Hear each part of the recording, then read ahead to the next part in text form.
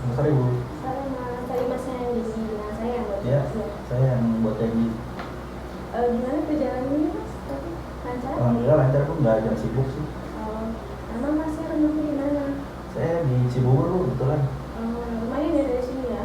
40 menit lah kalau lancar. Soalnya biasanya di sana daerah macet. Iya, kalau jam pulang kerja sudah Iya. kacau. Oke, sebelumnya Masnya sudah pernah melakukan konseling? Belum pernah Bu. Oke, baik. Jadi konseling ini kita ada 3 asas yang kita pakai, asas kesukarelaan, keterbukaan, serta asas kerahasiaan. Jadi Masnya datang ke sini dengan sukarela untuk menceritakan permasalahan Masnya gitu ya, dan permasalahan Masnya bakal terjaga dengan aman. Jadi Masnya jangan sungkan-sungkan untuk menceritakan, terbuka saja gitu ya. Baik, apa permasalahan Masnya yang dihadapi atau yang dirasakan atau Mas saksikan? Kebetulan adik saya Bu, saya masih SD. Oh iya. Di SD-nya tuh dia dapat bisa dikatakan pembulian lah. Soalnya kebetulan keluarga saya ada keturunan Cinanya gitu. Cuman adik saya tuh mukanya Cina banget lah. Jadi Masnya kesini mau menceritakan tentang adiknya gitu ya? Iya, sekalian nanya, misalnya ada hal yang bisa dilakuin nih gitu buat adik saya. Bisa dibantu mungkin ya. Oke, baik. Oke, saya paham dan coba kita bahas ya, apa yang sedang Mas rasakan atau Mas saksikan dari adik Mas itu permasalahannya. Mungkin ada yang bisa Mas ceritakan tentang Mas saksikan dari adik Mas itu pembulian itu bagaimana gitu.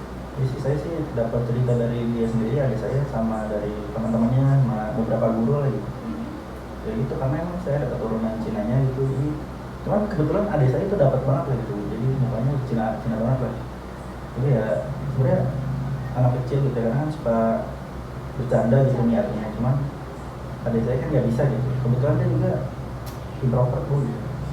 Kebetulan emang, tapi kayaknya karena sering dikatain gitu, jadinya dia kayak minder lah, insecure gitu. Jadi saya dapat ceritanya sih dari guru-guru ya, kalau lagi main suka panggil ras gitu. Cina gitu ya. Kalau nggak jadi nama panggilan juga sekolah gitu. Tadi saya juga mentalnya nggak terlalu kuat lah kebetulan, jadi gampang banget kena gitu, sekali katain nangis. Kalau boleh tahu, adik Mas ini perempuan atau laki-laki? Laki-laki Bu. Oh, laki-laki. Laki-laki.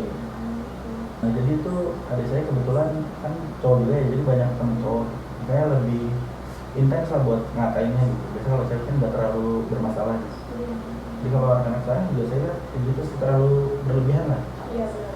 Emang dari laki-laki ya? Iya, saya juga udah sempet kayak datang lah ke sekolah gitu biar kayak temannya nggak kayak gitu lagi kan.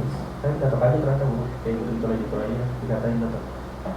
Apakah ada hal lainnya gitu selain bully selain adik kamu dibully itu, apakah ada hal yang lain yang diceritakan adik kamu? Ini itu aja sih Bu, belum nyampe ke fisik lah, baru omongan aja gitu. Adik kamu cerita ke kamu gitu ya? Awalnya nggak mau, jadi saya dapat ceritanya malah dari gurunya lah gitu. Karena emang saya juga nanya, karena adik saya tuh keadaannya kayak gitu, jadi ngurung di kamar gitu. Tapi orang tua kamu sudah tahu juga? Tahu, makanya saya disuruh coba konseling sini gitu buat adik saya. Kalau adik kamu yang mau konseling malu gitu mungkin ya? Adik saya benar-benar kalau ini nggak mau ngomong sama sekali itu, apalagi sekarang kayak di kamar terus gitu. Kayak saya juga bingung ya harus gimanain gitu, karena sekarang suruh sekolah aja udah susah banget, harus diantarnya harus ditungguin lah. Karena ini Iya, jadi kalau ditungguin kan dia nggak dikatain lah. Saya bilang harus minta ditungguin, kalau nggak ditungguin nggak mau sekolah. Apakah sudah mencoba meminta bantuan kepada pihak sekolah mungkin?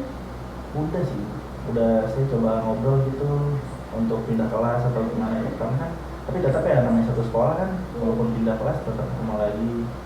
Terus juga pihak sekolah ya bilangnya sih berusaha lah sebaik mungkin gitu, cuman sampai sekarang sih saya belum lihat perubahan gitu dari adik saya ini. Tetap aja kalau nggak diantar pasti dapat lagi ya saya juga perlakuan sampai seperti itu. minta tolong ke situ. Saya ada kenal kantin lagi gitu, kalau adik saya lagi jajan gitu, kalau dikatain coba tolong dipedoin, masih ternyata sampai sekarang gitu. Terima kasih sudah mau berbagi ceritanya. Masnya apakah merasa ada tekanan atau rasa takut gitu karena peristiwa ini? Misalnya apakah ada kayak seperti tekanan budaya atau latar belakang budaya gitu yang membuat Mas jadi takut akan peristiwa ini? Iya sih, karena saya juga keturunan Cina gitu ya. Di sini kan bukan mayoritas lah, kita kan minoritas. Jadi kalau kayak gini, saya juga takut keluarga saya diintimidasi lah. Karena kan memang latar belakangnya beda lah. Saya bukan Indonesia gitu, maksudnya saya ada keturunan Cinanya gitu. Jadi kadang ya saya sendiri pun suka ngalamin lah gitu, dipanggil Cina gitu lah. Cuma kamu pernah bilang nggak ke teman-teman kamu jangan memberikan kata-kata seperti itu gitu, atau jangan membuli gitu? Ya saya juga dulu sih saya nggak seperti adik saya gitu, saya sempat melawan lah gitu. Maksudnya saya juga nggak terlalu dengerin gitu. Cuman emang saya juga udah sempat ke sekolah adik saya gitu kan, orangnya tahu nih anak-anaknya yang mana gitu. Saya bilangnya jangan kayak gitu gitu. Maksudnya jangan bawa-bawa, itu kan keras ya. Maksudnya jangan sampai segitunya, kalau ngatainnya bercanda ya ke hal yang lain aja gitu. Karena sempat mau dimediasi gitu kan sama orang tua yang murid-murid itu, cuma belum sempat. Nggak tahu sih, saya udah ngajuin juga, katanya sih pihak sekolah juga udah ngirim surat, cuman sampai sekarang belum ada lagi. Dari pihak sekolah juga, maksudnya kan itu di sekolah ya, kayak kurang pengawasan gitu kan jadi. Cuma masih bisa, itu masih kantin juga di dalam sekolah gitu. Jadi saya merasakan bagaimana rasanya, mungkin bagaimana rasanya perbedaan bahasa, ras mungkin ya, jadi dapat mengganggu kita untuk berinteraksi. Bisa jadi adik Mas juga merasa terasingkan gitu ya. Pasti. Bagaimana adik Mas merasakan hal tersebut di sekolah yang Mas dapat dengarkan dari Iya, cerita sih ya itu katanya sakit hati banget lah gitu, karena hampir setiap hari juga. Setiap hari ya, ngapain katain gitu. Berarti setelah dikatain dia suka nangis gitu? Dia nangis ya, kadang sampai nggak mau sekolah sih.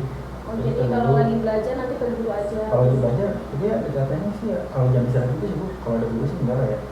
Jadi kalau nggak ada guru gitu, baru kan sama anak-anak kan free class mungkin ya. Terus biasanya kadang kalau saking sakit hatinya tuh nggak mau masuk kelas lagi gitu, jadi dia ke tempat guru lah.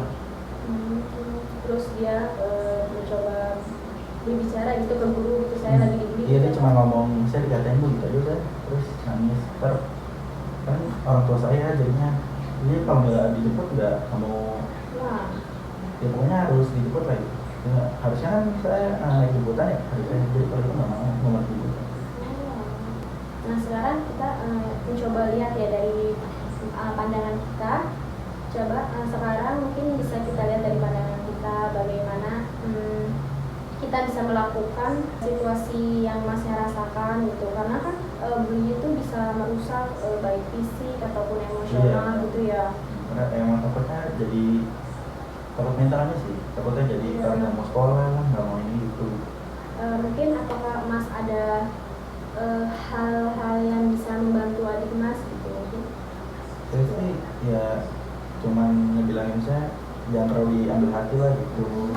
Itu cuma bisa nenangin adik saya sih, karena kalau yang lainnya bukan hak saya lah buat ngebilangin. Cuma saya udah sempat ke guru, ke pihak gurunya juga kayak minta solusi ini gimana gitu baiknya, sempat ngajuin pindah kelas, cuma lihat katanya sih mau diproses, cuman belum lah sampai saat ini ya. Iya, cuman ya masih dalam pertimbangan katanya. Cuman ya gitu, saya cuma bisa ya gitu nenangin adik saya doang paling, sama udah tolong ke pihak sekolah. Selalu semangatin juga ya adik. Iya, sudah dari awasin juga sama guru gitu. Saya kalau istirahat juga adik saya tuh sekarang dibawain bekal lah dan nggak usah jajan gitu kan. Dan soalnya kecolongannya biasanya guru-guru pas lagi istirahat gitu kan. Iya, mungkin Bagus ya Masnya udah banyak memikirkan solusi. Kemudian dalam situasi seperti ini kan sangat penting ya mendapatkan dukungan dari orang lain seperti guru atau temannya gitu ya, orang tua. Sejauh ini mungkin apakah ada menurut Masnya gitu yang benar-benar bisa membantu adik Mas gitu? Kayaknya sih harus dari pihak sekolah sih paling bisa ya. Kalau dari saya kan kurang ada hak lah. Maksudnya dari pihak sekolah ada kayak misalkan dikasih pembelajaran lagi lah ke anak-anaknya yang khususnya yang membuli adik saya gitu. Maksudnya kayak gitu tuh nggak baik gitu. Jadi dibikin gimana caranya kan, karena pihak sekolah yang bisa lah menurut saya, karena bisa ngebilangin anak-anak itu gitu. Apakah adik Mas ada teman dekat? Ada. Sudah pernah meminta bantuan gitu? Udah, ya temannya juga kadang suka belain juga sih Bu. Cuma masih saja ya? Iya, cuma kan ya lebih banyak yang ngatain lah. Karena kan awal kecil ikut-ikutan biasanya. Iya benar. Udah ada satu ya terus ikut-ikut. Terus kan belum ada kayak fisik lah. Kalau fisik mungkin saya bisa bawa, maksudnya bisa lebih banyak jalan lah gitu. Kan cuma omongan ya gitu. Iya. Cuma dari situ juga malah sebenarnya lebih bahaya gitu Bu, karena kan mental gitu. Iya. Ya dari saya juga udah mulai yang gak teratur lah emosinya, di rumah juga teriak-teriak gitu lah. Mungkin adik Mas merasa tidak ada dukungan gitu ya. Adik Mas bisa bisa mencari dukungan seperti dengan teman sekelas atau tadi bestinya tadi ya, orang tua atau lembaga-lembaga seperti guru mungkin ya. Apa yang Mas pikirkan hal tentang dukungan tersebut itu bagaimana? Bagus sih kalau buat emang dukungan, saya juga minta lah kalau guru-gurunya juga ada sempat kayak ngomong ke teman-temannya juga. Ya kalau nitip nih, kalau dia misalkan kata-katain dia tolong dibantuin lah gitu. Kalau nggak ditenangin gitu biar nggak nangis gitu. Saya yang sekarang bisa dilakuin ya, jadi nyari dukungan gitu. Selain itu kan menjaga mental juga kan penting ya. Terus satu-satunya dengan berbicara dengan tadi orang tua, sahabat, kerabat gitu ya. Mungkin menurut saya itu tidak mudah gitu ya. Karena kan tentang perasaan dan kejadian yang dialami adik Mas itu sangat bikin kita merusak mental dan bikin emosi gitu ya. Tetapi menurut saya Masnya bisa dibantu untuk melepaskan emosional adiknya gitu, untuk bercerita dengan Mas gitu apa yang dirasakan hari-harinya gitu. Apakah sudah lebih baik dari sebelumnya mungkin gitu ya. Ya itu nanti terus saya bilangin lagi. Emang teman sekarang emang kondisinya lagi susah banget lah sih buat diajak ngobrol. Karena emang ya lagi down-downnya lah mungkin. Kan nanti saya coba buat biar ada cerita saya, cuma ya alhamdulillah sih sedikit-sedikit mau cerita, cuma masih kurang banyak lah ceritanya. Jadi saya coba pendekatan aja kan biar dia lebih terbuka lagi. Masnya udah saling berkomunikasi dengan orang tua gitu, kerjasama bagaimana sudah, orang tua saya juga ya kan lebih ini, saya juga kan nggak terus-terusan di rumah, saya ketemu kalau malam doang sama adik saya. Orang tua saya juga ya, tiap hari nanya, hampir sekarang tiap hari juga ngantar jemput gitu. Masnya kebetulan kuliah kerja? Udah kerja sebenarnya. Udah kerja, jadinya ketemunya juga jarang ya? Iya, jadi saya nggak bisa kayak mantau banget lah di saya, jadi saya ketemu paling ya malam. Waktunya sedikit mungkin ya. Sekarang bagaimana perasaan Mas sudah menceritakan hal tersebut kepada saya, menceritakan permasalahan adiknya? Ya lebih lega sih, karena dapat solusi juga lah baiknya gimana gitu dari saya. Itu juga kalau adik saya udah bisa, mungkin saya bawa kesini juga buat cerita langsung ya. Bagus ya, biar adik Mas itu kalau melakukan konseling misalnya menjadi lebih baik, bisa terkontrol lagi emosinya gitu. Udah tadi udah saya ajakin, cuman masih belum mau lah sih. Saya senang ya bisa bertemu dengan Masnya bisa menceritakan permasalahan adiknya dengan secara terbuka mungkin ya. Sebelum kita akhiri sesi konseling ini, apakah Masnya ada permasalahan itu aja sih emang adik saya buat khusus adik saya gitu. Oke, Masnya tidak ada permasalahan? Alhamdulillah pasti nggak ada. lancar ya semuanya. Terima kasih atas keberanian Masnya untuk menceritakan permasalahan adiknya. Mungkin jika nanti ada permasalahan atau ada yang masih mengganja di Masnya, atau nanti mungkin Masnya punya permasalahan, bisa menghubungi saya lagi mungkin ya. Siap.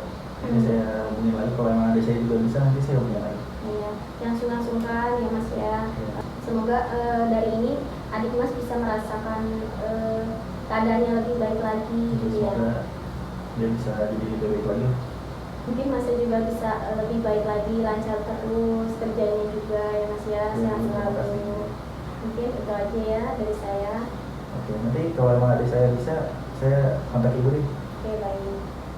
Bisa Bu? Sama-sama Mas.